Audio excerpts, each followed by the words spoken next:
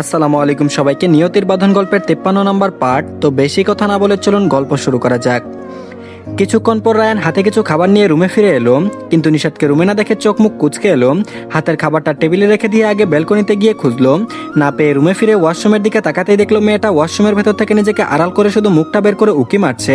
Ryan দেখে বিরক্ত হলো, এই মেয়ে কি তাকে ভয় পেয়ে ওয়াশরুমে লুকিয়ে আছে নাকি ভেবে বিরক্তি মিশিয়ে শান্ত স্বরে ডেকে বলল, হানি বের হও ওখান থেকে, তোমাকে কি আমি মেরেছি? তাহলে কেন ভয় পাচ্ছ আমাকে? নিশাদ সেসব কথা তোয়াক্কা করলো না, মুখ লটকে বাচ্চামো স্বরে বলল, আপনার চোখ দুটো বন্ধ করুন প্লিজ। আজব, সে কেন চোখ বন্ধ করবে? এ মেয়ে কি ভয়ে পাগল হয়ে গেল নাকি ভেবে বলল, আমি চোখ কেন বন্ধ করব? আমাকে না রাগিয়ে দ্রুত বাইরে এসো। নিশাদ বলল, প্লিজ বন্ধ করুন না, আমি আসছি বাইরে।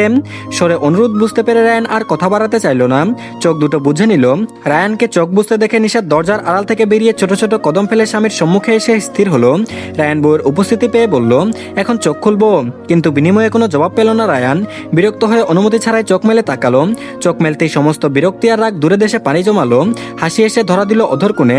তাকে চোখ বুঝতে বলে তার বউটা নিজেই দুহাতে চোখ বন্ধ করে আছে।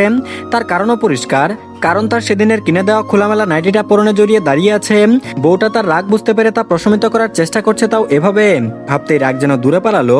পুরুষ মনকে জাগিয়ে তুলতে বউয়ের এমন রূপই যথেষ্ট ছিল, কিন্তু বউকে তখনও চোখ বুঝে থাকতে দেখে রায়ান উচ্চস্বরে হেসে উঠল। স্বামীর হাসির শব্দ পেয়ে নিশাত আঙুলের ফাঁক গুলিয়ে স্বামীকে দেখার চেষ্টা চালালো। এভাবে হাসতে দেখে লজ্জা পেল। নিশাতের কাণ্ড দেখে রায়ানের হাসি আরো প্রসারিত হলো। এগিয়ে এসে নিজের হাতে বউয়ের হাত দুটো চোখ মুখ থেকে সরিয়ে নিল। বউয়ের মুখটা দুহাতের আজলায় নিয়ে ঘুর লাগা কণ্ঠে বলল, প্রথমে তোমাকে খাওয়াবো নাকি নিজেই তোমাকে খাওয়া শুরু করবো পাখি?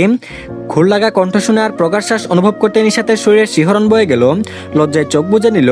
রায়ান বউয়ের পানে গাঢ় দৃষ্টি নিক্ষেপ করে একটা হাত মুখ থেকে সরিয়ে উন্মুক্ত পায়ে স্থির করলো। সেখান থেকে হালকা স্লাইড করে উপরের দিকে বেয়ে জামার ফাঁক গলে ভেতরে কোমরে এসে স্থির হলো। সেখানে প্রগাঢ় চাপ প্রয়োগ করে বউকে নিজের অনেকটা নিকটে টেনে নিয়ে মেয়েটার মুখের উপর গরম শ্বাস ফেলতে ফেলতে হাসকি সরে বলল, খাবার খেয়ে টাইম ওয়েস্ট করার ইচ্ছে কি আছে ডার্লিং? স্বামীর রাগ পড়েছে বুঝতে পেরে এতক্ষণে এলোমেলো শ্বাস ফেলতে ফেলতে অভিযোগের স্বরে বলল, আপনি তখন আমাকে ধমকেছেন, ভয় পেয়েছিলাম বুঝেও বকেছেন। বউয়ের অভিযোগ শুনে ঠোঁট বাঁকালো। ঘাট জুড়ে গরম শ্বাসে ভরিয়ে তুলতে তুলতে এক হাতে নাইটির ফিতাটা টেনে খুলে ফেললো। কাঁধ থেকে অনেকটা পোশাক সরিয়ে দিয়ে সেখানে মুখ গুজে দিয়ে বলল, এখন আদর দিয়ে সব পুষিয়ে দেবো বেবি, শুধু স্বামীকে সামলানোর প্রস্তুতি নাও। কথা শেষ করে পোশাকটা সম্পূর্ণ খুলে ছুঁড়ে ফেললো। সাত লজ্জায় স্বামীর বুকে মুখ লুকাবে তার পূর্বে রায়ান তার মুখটা উঁচু করে তুলে বউয়ের উষ্ঠ জুড়ে নিজের আধিপত্য জারি করলো। স্পর্শকাতর স্থানগুলোতে হাতের স্পর্শ দিয়ে মেয়েটাকে পাগল করে তুললো। চুম্বনরত অবস্থায় মেয়েটাকে সাথে নিয়ে দু কদম হেঁটে গিয়ে বিছানায় শুয়ে পড়লো। ততক্ষণে নিশাতের স্বামীর জামার বোতাম খুলে ফেলা শেষ। বুঝতে রায়ান বউকে ছেড়ে জামাটা নিজের শরীর থেকে ছাড়িয়ে তার স্থান দিল মেঝোতে। নিশাত হালকা উঁচু হয়ে নিস্তাগিতে স্বামীর উন্মুক্ত বক্ষপট জুড়ে চুমুর বর্ষণ ঘটালো। রায়ান তার চক্ষু বুঝে অনুভব করার চেষ্টা করলো। দুজনে দুজনকে স্পর্শ দিয়ে লাগামহীন অশান্ত করে তুলল। রাত দীর্ঘ হওয়ার সাথে সাথে নিজেদের স্পর্শ গাঢ় হলো।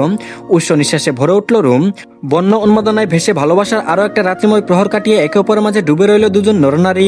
ভুলে গেল পারিপার্শ্বিকতা, তখনের ঘটা ঘটনা, ভুলে গেল রাগ ভয়, শুধু রয়ে গেল দুজনের অব্যক্ত ভালোবাসার হাতছানি আর উচ্চ নিঃশ্বাসের ঘনঘটা। সারা রাত্রি প্রহর ব্যাপী স্বামীর সোহাগে জেগে কাটানোর পর যখন ভোর রাত্রের দিকে নিদ্রা দিতে চাইল, তখন ওই স্বামী নামক লোকটা তাকে বাধা প্রদান করলো। গোসল করিয়ে সুন্দর একটা পোশাক পরিয়ে কোলে চড়িয়ে নিয়ে এসেছে নিচে। এখন কোথাও যাওয়ার ইচ্ছেই ছিল না মেয়েটার, কিন্তু স্বামীর মুখের উপর কথা বলার ইচ্ছে হয়নি। বড্ড ঘুম পেয়েছে তার। স্বামীর বুকে লেপটে পড়ে রইল চোখ বুজে। তখন ভোরের আলো ফুটতে শুরু হয়েছে সবেমাত্র। বাইরে আসাতেই শীতল বাতাস গা ছুঁয়ে গেল। শীতলটায় মেয়েটা স্বামীর বুকে আর একটু চেপে রইল। অনেকটা পথ হেঁটে আসার পর স্বামী যখন বলল, এখন চোখ মেলে দেখো পাখি, তখন ইচ্ছে না থাকা সত্ত্বেও চোখ মেলে তাকালো মেয়েটা। স্বামীর ইশারা পেয়ে যখন সম্মুখে তাক করলো, তখন চোখের ঘুম স্নিগ্ধ বাতাসের সাথে মিশে হাওয়ায় মিলিয়ে গেল। চোখে এসে একটা মুগ্ধতা বিরাজ করলো। এতক্ষণে বুঝতে সক্ষম হলো স্বামী তাকে ঘুমাতে না দিয়ে এখানে কেন নিয়ে এসেছে। সে গ্রামের সাধারণ সূর্যোদয় দেখিয়েছিল, আর লোকটা তাকে সমুদ্রের তীরের সূর্যোদয় দেখানোর জন্য সুযোগ করে দিয়ে এনেছে। যদিও কক্সবাজার সমুদ্রপৃষ্ঠ থেকে সূর্যোদয়ের দৃশ্য খুব একটা স্পষ্ট নয়, তবুও এই মুহূর্তে সূর্যের প্রতিটি কিরণ যেন তাদের দুজনের গায়ে স্পর্শ করে দিয়ে গেল। খুশি হলো মেয়েটা। স্বামীকে কুল থেকে নামিয়ে দিতে বলতে এই লোকটা নামিয়ে দিল। স্বামীর বুকে পিঠ ঠেকিয়ে দাঁড়িয়ে নির্বিশেষ তাকিয়ে রইল সামনে উদীয়মান মস্ত বড় এক লালিত আভার দিকে। কিনারে দাঁড়ানোর ফলে ঢেউ এসে তাদের পাজোড়া সিক্ত করে দিয়ে চলে গেল। সব মিলিয়ে সময়টা খারাপ লাগলো না নিশাতের কাছে। এখন আর এখানে তারা একা নয়, বরং এই সৌন্দর্য উপভোগ করার জন্য অনেক মানুষই ছুটে এসেছে। কেউ হয়তো কাপল আর কেউ একাকী বা পরিবারের সাথে এসেছে। সময় গড়াতেই আলোকিত হয়ে উঠল ভূখণ্ড। বউয়ের আনন্দিত মুখখানা দেখে একচিলতে হাসলো রায়ান। সেখানে আর অপেক্ষা করতে চাইল না। নিজের অর্ধাঙ্গিনীকে বলে তার একখানা হস্ত নিজের এক হস্তের আজলায় নিয়ে হোটেলের দিকে অগ্রসর হলো। আসার সময় নিচ থেকে খাবার কিনে আনতে ভুললো না ছেলেটা। রাতে না খেয়েছিল মেয়েটা, এখন না খেয়ে ঘুমালে নিশ্চয়ই মেয়েটার ঘুম হবে না। ক্ষুধা যে সহ্য করতে পারে না তার বউটা। রুমে এসে আগে নিজের হাতে বউকে খাওয়ালো, পাশাপাশি নিজেও হালকা খেলো। তারপর বউকে নিজের বুকে নিয়ে শুয়ে পড়তেই কিছু সময়ের মাঝে দুজনের চোখে ঘুম এসে ধরা দিল। রায়ানের ঘুম ভাঙলো প্রায় 1 ঘন্টা পরে ফোনের শব্দে। পাশ থেকে ফোনটা উঠিয়ে ফোন রিসিভ করে কথা বলল। ওপাশের কথা শুনতে বিরক্তিতে মুখটা ভরে উঠলো। সবকিছু ঠিকঠাক করেই তো এসেছিল, তার মাঝে এই ফোন কল কেন আসতে হলো? 5টা দিন থাকবে বলে এসেছে, অথচ 2টো দিনও কাটাতে সক্ষম হলো না। ডাক্তার হলে এই এক সমস্যা, ঠিকমতো ছুটিও কাটাতে পারে না। খারাপ লাগলেও কিছু করার নেই, তাই ফোনটা রেখে দিয়ে মেয়েটাকে বুকের থেকে সরিয়ে নিচে শুয়ে দিয়ে নিজে উঠে পড়লো। ফ্রেশ হয়ে এসে নিজেও লাগেজ ঠিকঠাক মতো গুছিয়ে রেখে নিজে গিয়ে বসে পড়লো বউয়ের পাশে। ডাকলো না মেয়েটাকে, বসে অপেক্ষা করলো মেয়েটার ঘুম ভাঙার। প্রায় অনেকটা সময় পর পিটপিট করে চোখ মেললো নিশাত। স্বামীকে তার পানে তাকিয়ে বসে থাকতে দেখে ঘুম জড়ানো স্বরে বলে উঠলো, কি হয়েছে, এভাবে বসে আছেন কেন? রায়ান বলল, ঘুম পূর্ণ হয়েছে তোমার, হলে উঠে পড়ো পাখি। তৎক্ষণাৎ স্বামীর জবাব পেয়ে আলসেমি ছেড়ে বলল, আর একটু ঘুমিয়ে থাকি প্লিজ। বউয়ের অনুরোধ ফেলতে ইচ্ছে করলো না, কিন্তু হাত ঘড়িতে সময় দেখে মেনে নেওয়া সম্ভব হলো না। কপালে পড়া ছোট ছোট কেশগুলো এক আঙ্গুলের সাহায্যে সরিয়ে দিয়ে আদরের সহিত বলল, এখন উঠে পড়ো পাখি, আমাদের যেতে হবে, সময় কম। কোথায় যাবে না বুঝতে পেরে ভ্রুকুচকে বলল, কোথায় যাব এখন? রায়ান বলল, বাড়ি ফিরতে হবে এখন, ফোন এসেছিল আমার। বাড়ি যাওয়ার কথা শুনতে নিশাতের মুখটা আধারে ঢেকে গেল। কুমড়া মুখে বলল, কিন্তু আপনি তো এখানে 5 দিনের জন্য এসেছিলেন। বউয়ের মনোভাব বুঝতে পেরে রায়ান বুঝিয়ে বলল, এসেছিলাম কিন্তু কাজ পড়ে গেছে, তাই যেতে হবে। ডাক্তার হয়ে মানুষের চিকিৎসা না করে কি এভাবে ঘুরে বেড়াতে পারি বলো? আমি হয়তো গিয়ে সন্ধ্যার মধ্যে এখানে ফিরে আসতে পারতাম, কিন্তু তোমাকে একা রেখে যাওয়ার কোনো ইচ্ছে আমার নেই। আবার অন্য এক সময় আসবো, ঠিক আছে? এখন ওঠো। খারাপ লাগলেও আরেকটা কথাও বললো না নিশাত। উঠে ফ্রেশ হয়ে দ্রুত তৈরি হয়ে নিল। রায়ান আগে থেকে সব গুছিয়ে রেখেছিল বিদায় নিশাত তৈরি হতেই তাকে নিয়ে বেরিয়ে পড়লো। আগে একটা রেস্টুরেন্ট থেকে ভারী খাবার খেয়ে তারপর একটা ট্যাক্সি চড়ে এয়ারপোর্টে পৌঁছালো। সেদিনের মতো বউয়ের হাত ধরে প্লেনে চড়তে সাহায্য করলো। তারপর প্লেনে বসে অপেক্ষা করলো প্লেনটি আকাশের গায়ে ছুটে চলার। প্রায় ঘন্টা দেড়েকের মাঝে ঢাকায় এসে পৌঁছালো নিশাতরা। রায়ান পূর্বেই বাড়ির ড্রাইভারকে কল করে রেখেছিল, তাই তো এয়ারপোর্ট থেকে বের হতেই সামনে নিজেদের গাড়ি দেখতে পেল। তাতে চড়ে বসতে ড্রাইভার গাড়ি ছুটালো বাড়ির উদ্দেশ্যে। নিশাতকে বাড়ির সামনে নামিয়ে রেখে রায়ান হাসপাতালের উদ্দেশ্যে চলে গেল। আর নিশাত স্বামীর যাওয়ার পানে এক পলক তাকিয়ে বাড়ির দিকে প্রবেশ করলো। আর এদিকে চলন্ত বাসের সিটে মাথা এলিয়ে দিয়ে বাইরে চক্ষু নিবিষ্ট করে বসে আছে ছেলেটা। বাইরে প্রকৃতি দেখছে নাকি নিজের মনে কিছু ভাবতে ব্যস্ত তা বোধহয় নিজেও জানে না। শুধু নিজের একান্ত রমণীকে চোখের সামনে দেখতে পাওয়ার তীব্র আকাঙ্ক্ষা অনুভব করতে পারছে। ভালোবাসা মানেই হয়তো দহন। এই যে মেয়েটাকে পাওয়ার আগে ভাবিনি তাকে পেয়ে যাবে, সারাক্ষণ অন্তর জুড়ে দহন অনুভব করত। তবে যখন ভাগ্যের ফেরে পেয়ে গেল মেয়েটাকে, তখন তাকে একা ফেলে সেই দূরে থাকতে হচ্ছে। চোখের দেখা তো অনেক দূর, ঠিক করে কথা পর্যন্ত বলতে পারছে না। মেয়েটা নিশ্চয়ই কষ্ট পাচ্ছে, কিন্তু মুখ ফুটে উচ্চারণ করতে পারছে না। মনে নিশ্চয়ই অভিমান জমিয়ে রেখেছে। মেয়েটা তার জন্য শুধু সয়ে যাচ্ছে, অথচ সে কিছুই করতে পারছে না। কবে মেয়েটাকে তার কাছে রাখতে পারবে? কবে মেয়েটাকে এক টুকরো খুশি উপহার দিতে পারবে? হঠাৎ গাড়ির ব্রেক কষার শব্দে ধ্যান ছুটলো নির্ভারের। ভালো করে লক্ষ্য করতেই দেখলো তাদের স্ট্যান্ডে এসে বাস থেমেছে। ভাবনা বাদ রেখে বাস থেকে নেমে পড়লো। রাত এখন আনুমানিক 10টা। বাস স্ট্যান্ড থেকে একটা অটো ভাড়া করে বাড়ির দিকে অগ্রসর হলো। মা বউ কেউ জানে না সে বাড়িতে আসছে। বউটা আজ নিশ্চয়ই এভাবে দেখলে খুশি হয়ে যাবে, অভিমান ভুলে যাবে মেয়েটা। এজন্যই না বলে আসা। মাঝের একটা শুক্রবার নিজের ইচ্ছেতে আসেনি, তাই কাল ছুটির দিন বিধায় আজই টিউশন শেষ করে বাড়ির পথে রওনা হয়েছিল। এরপর আবার কবে আসতে পারবে ঠিক নেই, কারণ এভাবে রোজ রোজ আসলে তো পড়াশোনা সব লাটে উঠবে।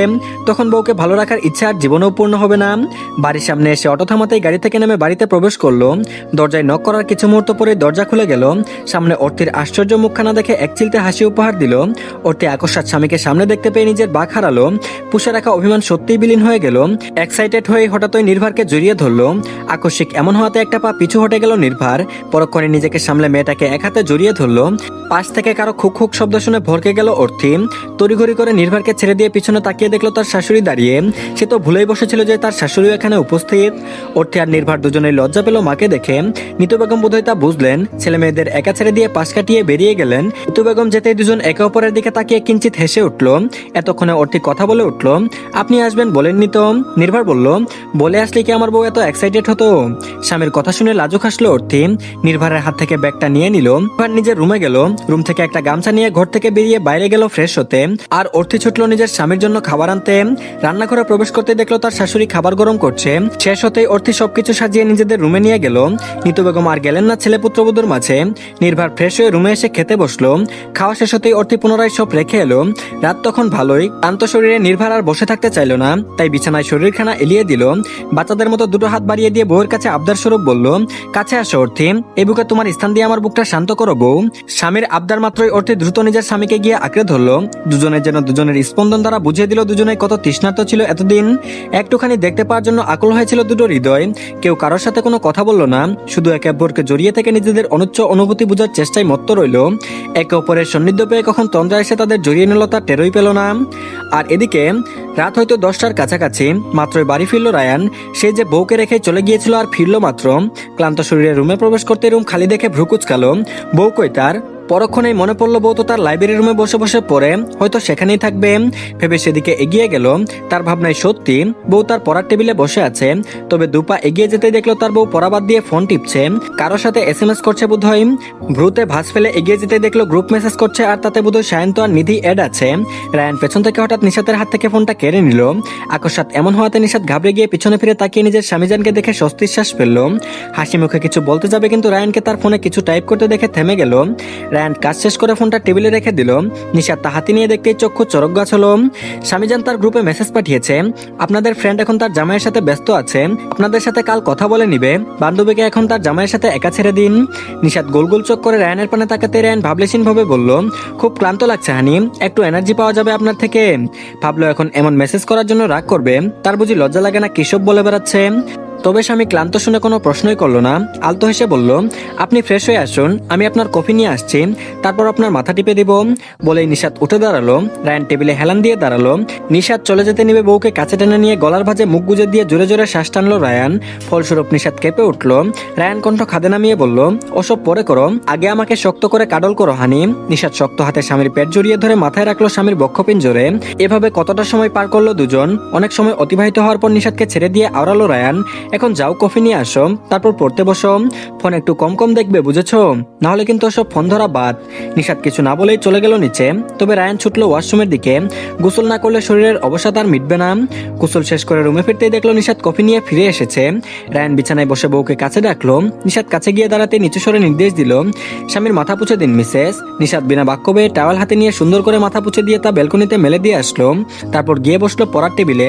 রায়ান পরনে একটা টি শার্ট জড়িয়ে কফির কাপটা হাতে নিয়ে বউয়ের পাশে বসলো। কফি শেষ করার পরও যতক্ষণ মেয়েটা বই পড়লো ততক্ষণ পাশে বসে থেকে মেয়েটাকে সাহায্য করে গেল, যেন কোনো টিউটর তার ছাত্রীকে গার্ড দিচ্ছে। পড়া শেষ করে দুজন একসাথে ডিনার সেরে আসলো। নিশাত পুনরায় বই পড়তে চাইলে রায়ান বাদ সাধলো। বউকে কাছে টেনে দুহাতে কোমর জড়িয়ে ধরে বলল, যদি এখন আমরা হানিমুনে থাকতাম তাহলে কি করতাম পাখি? রায়ানের প্রশ্নে কিঞ্চিত লজ্জা পেল নিশাত। এভাবে প্রশ্ন করলে সে কি জবাব দেবে? বইয়ের লজ্জা বুঝতে পেরে রায়ান ফের বলল, বলো না কি করতাম। নিশাত লজ্জাকে পাশে রেখে মুচকি এসে জবাবে বলল, মনে হয় আমি এতক্ষণ ঘুমাইতাম আর আপনি বসে বসে মাছি তাড়াইতেন। রায়ান বলল, তোমার কি মনে হয় আমার বন্ধুরা এত টাকা খরচ করে আমাকে মাছি দাঁড়ানোর জন্য ওখানে পাঠিয়েছিল? আর প্রথম রাত তোমাকে ঘুমাতে দিয়েছিলাম বলে কি রোজ ঘুমাতে দিতাম মনে করেছো? কাছ থেকে স্বামীর স্লট স্বরের প্রশ্ন শুনে তার ভাবার তো বুঝতে পেরে লাজুক হেসে নিজেও বলল, তাহলে কি করতেন শুনি? বউয়ের প্রশ্ন বানে রায়ান গভীর চাহনি নিক্ষেপ করলো। ওই দৃষ্টিতেই যেন নিশাতের সর্বস্ব জ্বালিয়ে দিতে সক্ষম। স্বরটাকে আরো গভীর করে ছোট করে উচ্চারণ করলো, তোমাকে জান্নাতের দর্শন করাতাম হানি। একটু থেমে পুনরায় বলল, তবে আমি এখানে থেকেও তা করতে পারি দেখবে। নিশাত বুঝতে পেরে তড়িঘড়ি করে মাথা নেড়ে না বুঝিয়ে মুখে উচ্চারণ করলো, না না এখন আমার একদম মুড নেই। রায়ান বউকে আর একটু নিকটে টেনে নিয়ে বলল, স্বামীর কাছে আসলে মুড বানিয়ে নিতে হয় হানি। নিশাত বলল, আচ্ছা তা কিভাবে বানাতে হয় মুড? রায়ান বলল, চলো আমি তোমাকে প্র্যাকটিক্যালি শিখিয়ে দিচ্ছি। বলেই মেয়েটাকে নিয়ে বিছানায় শরীর এলিয়ে দিল, হাত বাড়িয়ে রুমের লাইটটা অফ করে দিল। নিশাত বোধহয় মুড না থাকা সত্ত্বেও স্বামীর পাগলামো সহ্য করার জন্য তৈরি হচ্ছিল। রায়ান নিশাতের গলার ভাঁজে মুখ ডুবিয়ে দিয়ে তার দুটো হাত নিজের চুলের ভাঁজে দিয়ে আকস্মাত ঠোঁট বাঁকিয়ে বলল, আপাতত স্বামীর চুলে একটু হাত বুলিয়ে দাও চড়ুই পাখি, বাকি সবকিছু না হয় কাল শেখাবো তোমাকে।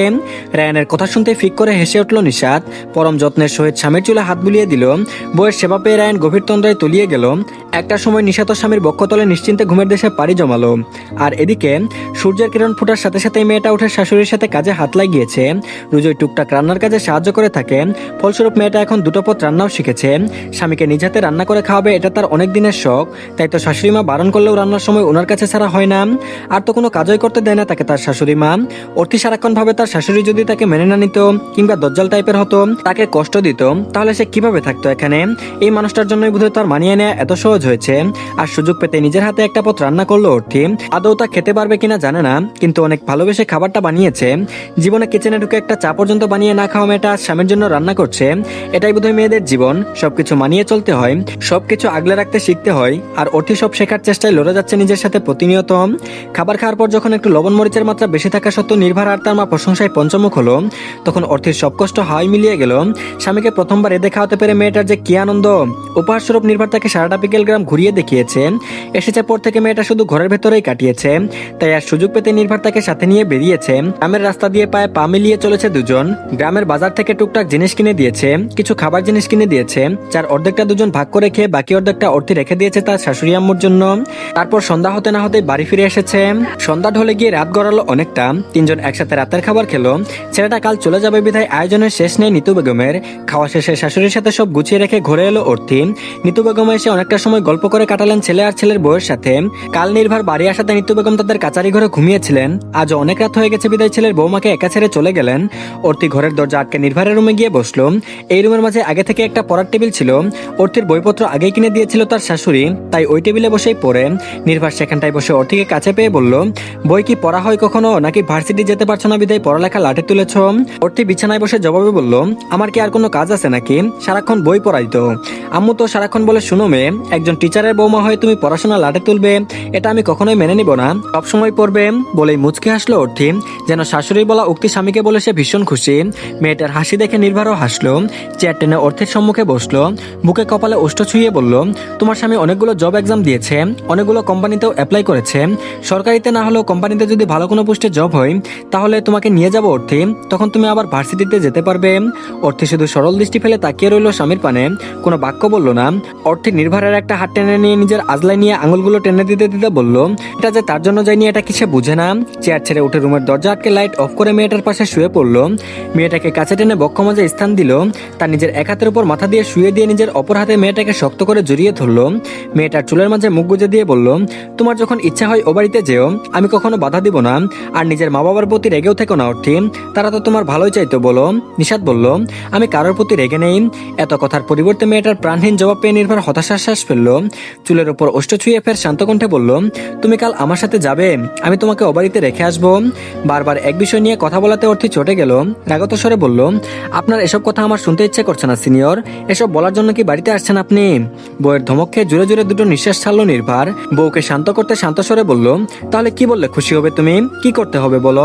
অর্থে আকস্মাৎ ঘুরে নির্ভরের পানে মুখ করে শুলো। স্বামীর চোখে চোখ রেখে বিনম্র স্বরে বলল, আমাকে একটু ভালোবাসুন সিনিয়র। বউয়ের আবেদন বুঝতে পেরে নির্ভরের শ্বাস জোরালো হলো। উঁচু হয়ে অর্থের উপর সামান্য ভর ছেড়ে দিয়ে মেয়েটার কপালে গেলে মুখের প্রতিটা কোণে কোণে আর সবশেষে উষ্ঠে আদ্র স্পর্শ রেখে দিল। মেয়েটার স্বামীর পাওয়া স্পর্শ চোখ বুজে অনুভব করলো। নির্ভর থেমে বলল, এতটুকু ভালোবাসা ঠিক আছে জুনিয়র? এত দূরত্ব শেষে স্বামীর ভালোবাসা পাওয়ার লোভ সংবরণ করতে পারলো না মেয়েটা। মেয়েলি লাশ ভুলে চক্ষু বুঝে জোরালো শ্বাস ফেলে বলল, ঠিক ততখানিক ভালোবাসুন সিনিয়র, যতখানিক ভালোবাসলে আমি আপনার মাঝে বিলীন হতে পারবো। বউয়ের মন তো শুরুতেই বুঝেছিল ছেলেটা, কিন্তু এখন স্পষ্ট বলাতে শুকনো ঢুক গিলল। নিজের শরীরের উত্তেজনা বুঝতে পেরে নিজেকে দমিয়ে রাখার চেষ্টা করলো। স্বামীকে নীরব থাকতে দেখে অর্থি চোখ মেলে তাকালো। নয়নে নয়ন মিলিত হলো। এমন নীরব হয়ে আছে কেন ছেলেটা? ভাবনা যেন চোখে স্পষ্ট ফুটে উঠলো। নির্ভর শুকনো অধর জীব দ্বারা ভিজিয়ে অসহায় স্বরে বলল, তারপর যে দূরে থাকতে কষ্ট হবে, রোজ রোজ তোমার কাছে ফিরতে মন চাইবে, হৃদয়টা আরো বেশি ছটফট করবে, কি করে সামলাবো নিজেকে তখন? স্বামীর প্রশ্ন পেয়ে অর্থি শুধু অসহায় চাহনি নিবিষ্ট করলো। ওই চাহনি নির্ভর সহ্য করতে সক্ষম হলো না। যে মেয়ে তার জন্য এত সই, তার জন্য সে তো নিজের প্রাণটাই দিয়ে দিবে, তাহলে এত কিসের ভাবনা? সমস্ত দ্বিধা ভুলে খারাপ লাগাকে পাশে হটিয়ে গভীর আবেশে ডুব দিল মেয়েটার উষ্ঠ মাঝে। সময় গড়ালো। দুটো দেহ দুটো আত্মা এক আত্মায় পরিণত হলো। মেয়েটার চোখের কোণে বেয়ে গড়িয়ে পড়লো এক ফোঁটা আনন্দ অশ্রু। জানালা গলে আসা এক ফালি চাঁদের কিরণ যেন ভালোবাসার বানে ভেসে থাকা এক প্রেমী যুগলকে শুভেচ্ছা জানিয়ে গেল সানন্দে। তাদের নতুন আঙ্গিকে পথ চলার সূচনা শুরু। তো ধন্যবাদ সবাইকে, এই পার্টটি এই পর্যন্তই। পরবর্তী পার্ট খুব তাড়াতাড়ি পেয়ে যাবেন, তার আগে সবাই চ্যানেলটিকে সাবস্ক্রাইব করে দিন আর ভিডিওতে অবশ্যই লাইক দিন। তো ভালো থাকবেন সবাই, আল্লাহ হাফেজ।